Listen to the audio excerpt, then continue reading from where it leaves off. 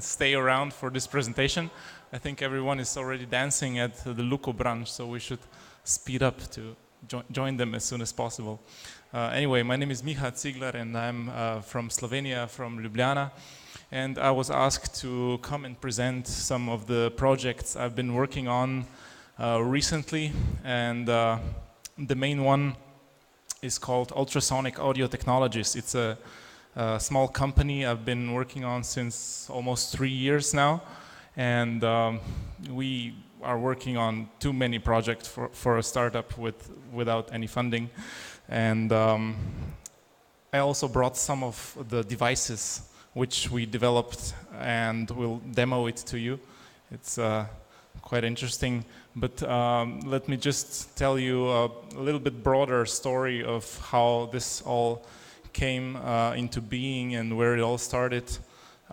Basically, it started in 2008 when I founded an Institute for Sonic Arts Research. So obviously I'm very interested in music and audio and technologies. So this institute is like a private institute. Again, the same story as with the startup, no funding or very little funding, and we're trying to make a lot of things. On one hand, develop new technologies, on the other hand, create artistic productions in the field of audio, sound, and new music. And on the third part, we're trying to also educate our environment, people in Slovenia who like to learn about new music, the tools for making new music, electronic music in particular.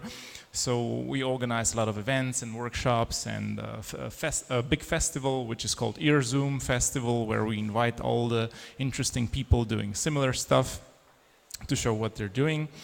And that's an interesting thing. Last year we organized or hosted the International Computer Music Conference. It's the biggest conference in that field, where we had 400 people talking about what they found out new in the last year, for example. So, speeding up. These things here started with my artistic projects, which are, diverse, but there's one central element to my artistic projects, to my musical projects. So I always like to make new compositions, and I'm trying to inspire myself in order to make new compositions by different means. So I was exploring a concept when I was introducing tactile feedback to what I was doing. So I used to play concerts with a cable in my mouth where I would feel the music that you hear. So an output cable, instead of going to the loudspeaker, it goes to my body. So I experience the electricity the music is producing, which sometimes hurts, sometimes it's very interesting, and makes me change my mind. You have a question already.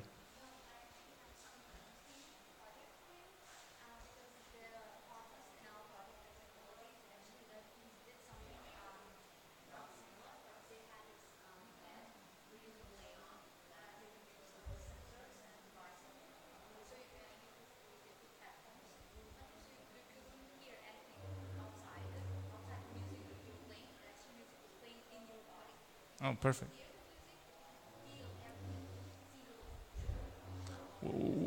We should definitely team up and look for some EU funds. I think that's a very good strategy, and we're constantly looking for that. So if anyone wants, we're interested in doing all sorts of crazy stuff.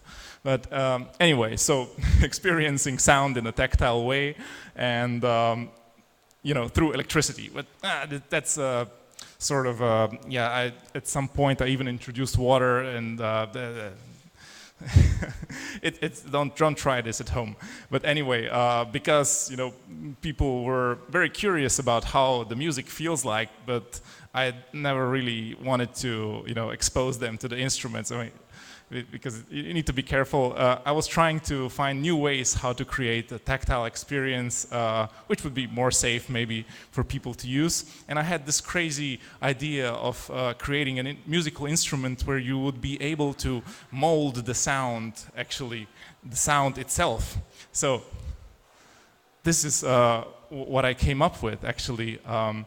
It is an array of ultrasonic transducers, which all project the acoustic energy into this one point here.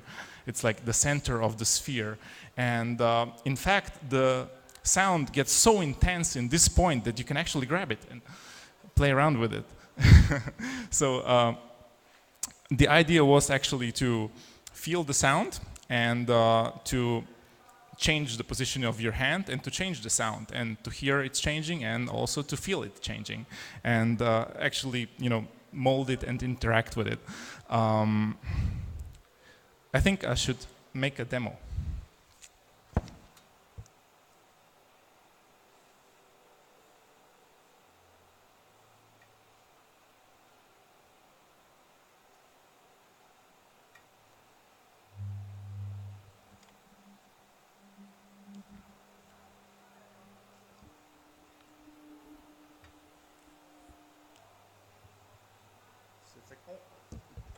It's only in this one spot.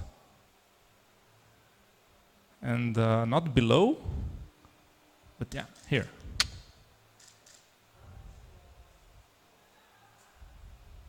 So if you're interested, of course, after the presentation, you can try it yourself, how it feels like. It's very, very strange. So yeah, we built, this is a nice image. It shows visualization of the sound with liquid nitrogen. So we built actually a whole company around this, trying to make it into a product, and you know, this is what it does to water. Nice, huh? And we're exploiting all different shapes and different transducers and sizes, different amplifiers. It's a whole long process, and that's our final amplifier we designed to run this thing.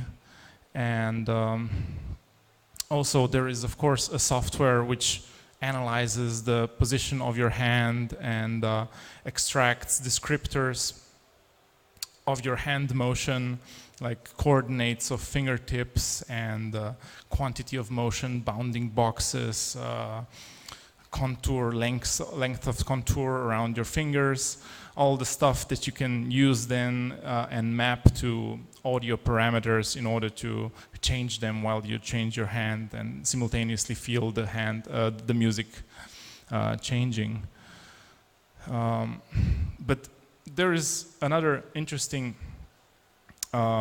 side effect we noticed when we were developing this instrument, which was that the sound was not only tactile, but it was also audible. But it was audible, but it was also very directional. It was basically, we accidentally developed a directional speaker which creates a very narrow beam of sound, and only, you know, selected people can hear it, basically. That's the second product that came out of that research. It's obviously it's on a flat surface because it's much more focused like that, and there were also a couple of steps. Let me just demo it to you.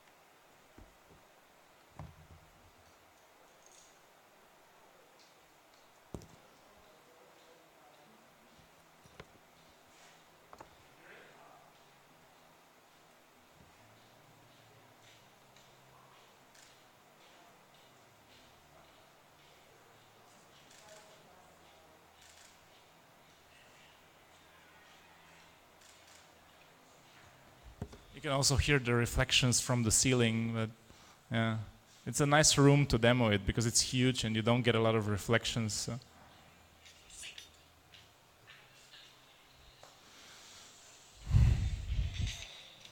So it's a very interesting phenomenon. It's basically modulated ultrasound. It's a very high frequency carrier which is modulated by the audio signal, and as a result in the mathematics, from the mathematical point of view, you actually never get something audible, but there is a very interesting process of self-demodulation which happens when the sound travels through air and reacts in a nonlinear way with the air.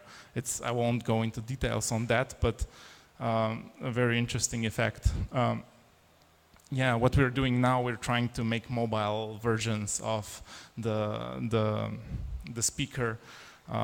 There is 2 companies actually that make something similar as this, but no one has ever done something mobile, and we think it might be very interesting to explore some applications of that once we're able to, make it run on batteries. This is our small team. Actually, we're a bit bigger now and didn't have time to make a proper group photo yet. And that's more or less it of my presentation. So you're welcome to come here and play around with that things. And if you have questions, please.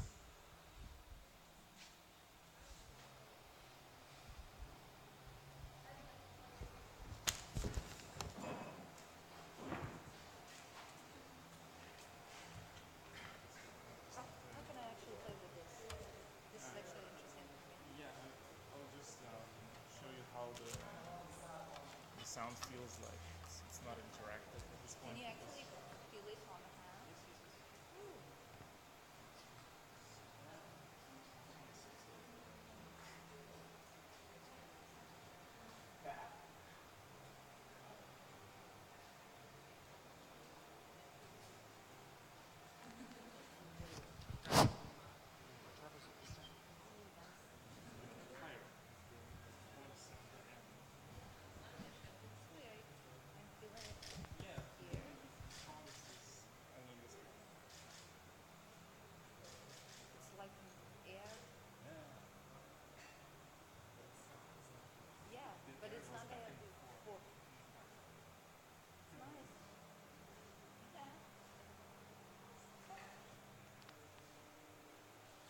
Playing just a frequency, or it's the actual song?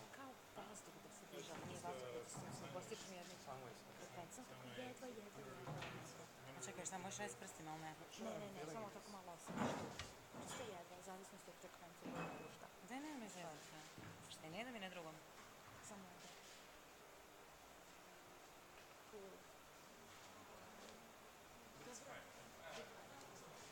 Think so?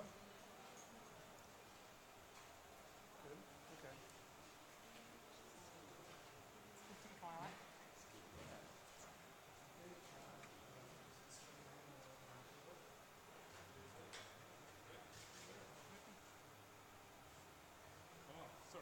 Samo grije. Ah, shit.